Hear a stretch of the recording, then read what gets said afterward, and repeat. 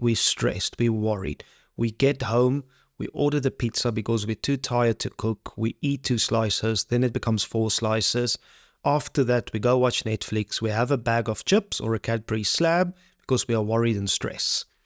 Stress eating and emotional eating is a very common thing we all fall prey to, me included. Building the awareness around it is one of the first important things if you want to combat emotional eating. Emotional eating is a coping mechanism we have taught ourselves to do. The brain does not want to think. Think of it this way. Thinking is like watering a cat.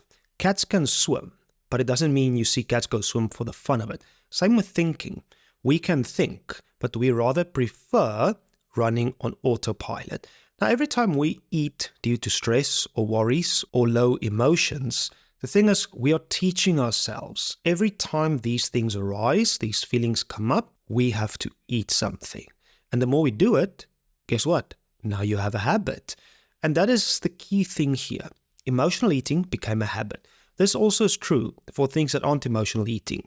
Being, if you are stressed, you go gambling, you play online games, you social network constantly, that doom scrolling, you go drinking alcohol, or anything like that. Every time something negative happens, emotional distress, whatever you do to alleviate that, the more you do it, the more that forms a habit. And those habits become automatic. On the topic then of emotional eating, in order to break free of emotional eating, there's a few things we have to do. The first step is building the awareness of our emotional eating.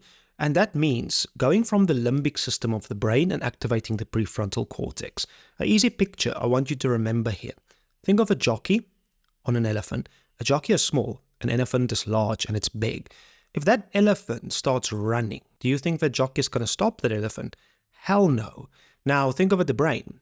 The limbic system is the elephant, the emotions, those thoughts we have, all those raw emotions we face. Then the jockey is the prefrontal cortex. That is the part responsible for the logic and thinking, reasoning logically and rationally, taking what's happening and unpacking it. If that elephant runs, the jockey is useless. So think of it this way. We've got that whole saying, an elephant is scared of a mouse. The jockey's job is to see the mouse, steer the elephant away from the mouse so the elephant doesn't start running. Now with emotional eating, it's the same.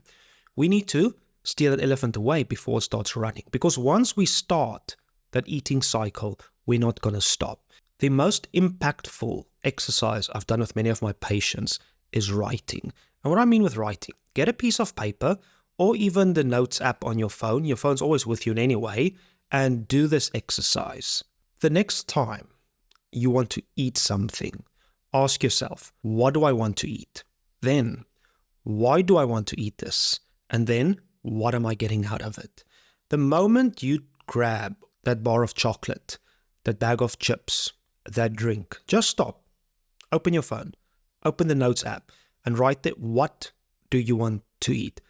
The bag of chips, the Cadbury slab. Okay, why do I want to eat this? What's the reason I want to eat this? I want to eat this because I'm hungry. Then you question yourself, are you really hungry? I want to eat this because I'm stressed and worried. Okay, why are you stressed and worried? Write down the emotions and the situation that triggered you to want to eat that food. And once you've written that down, what are you going to get out of eating this food? Be honest with yourself. If I'm going to eat this food, I'm going to feel guilty afterwards. I might feel a bit of relief now for 5 to 10 minutes. After that, I'm going to feel unhealthy. I'm going to feel shameful. I'm going to feel guilty. And then I'm going to have another bag of chips on top of that to make that feel even better. Once you've written down what, why, what, if you still want it, then have it. At least now you've made the conscious choice of having it or not having it. But at the same time, the more we do this, the more we start seeing how these triggers and emotions are leading us to that eating. Because that elephant is in control, not the jockey. The more we get the jockey to take the lead here, the easier it becomes to detach from those emotions. But then also, once we get used to writing these things down, now comes the second step. Every time I want to eat these things, the what, the why, the what, then there comes a fourth one. What can I replace it with? Now we can start thinking, what else can I do instead of eating that will help me get through this. And a lot of times is addressing the problem, getting to the root of the problem, doing some work to get the problem away. Remember, the emotional eating is just a symptom of the problem. Unless we work on dealing with the problem that causes the emotional eating, we will be a slave to that elephant running freely. And I know sometimes the problems don't go away overnight, and that's fine. But at the end of the day, I want you to be able to say, I did something to work on the problem. I did something to not let that elephant run away. I build the awareness around how emotions are leading me to eat. Unless that awareness gets built, where we move from the limbic to the prefrontal cortex, you will be a slave to that vicious cycle of your coping mechanisms. Emotional eating is a very difficult thing to combat, but unless we start doing the work, nothing will change. So stop using excuses you don't write, you don't have time to, you don't see the value in it. Nothing's going to change. Your phone's always with you. Open that notes app. Start doing. What do I want to eat? Why do I want to eat it? What am I getting out of it? You'll be surprised after 2 or 3 weeks of doing that, how much differently you start seeing your relationship to emotional eating. Does it happen overnight? No. To this day, I still do these exercises because old habits and old coping mechanisms come back very quickly if we are not vigilant and staying active in the processes of doing what matters. Even this exercise you can apply to other areas of your life. Online gaming, mindless doom scrolling on Instagram and Facebook, Netflix binge watching, going out with a friend to drink every Friday night, having the beer every day. All these things, just run it through the what, why, what exercise. What do I want? Why do I want it? What am I getting out of it? And if you are fine with what you are getting out of it, by all means, go do that. But then at least you know the consequences, the trigger, and where this is heading. And with that, I'm going to leave you as always. Remember to be 1% better today than you were yesterday. And it's not about perfection, it's about progress. Also on this topic of emotional eating, don't be shy to drop me a comment. Share your insights.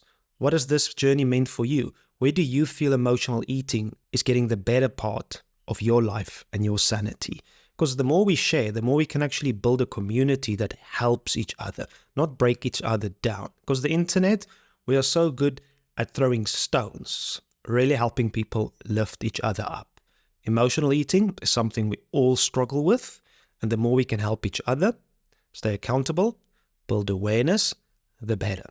And on that note, I would really appreciate a thumbs up, hit that subscribe button, and share this video with somebody that can join you in this journey of overcoming emotional eating.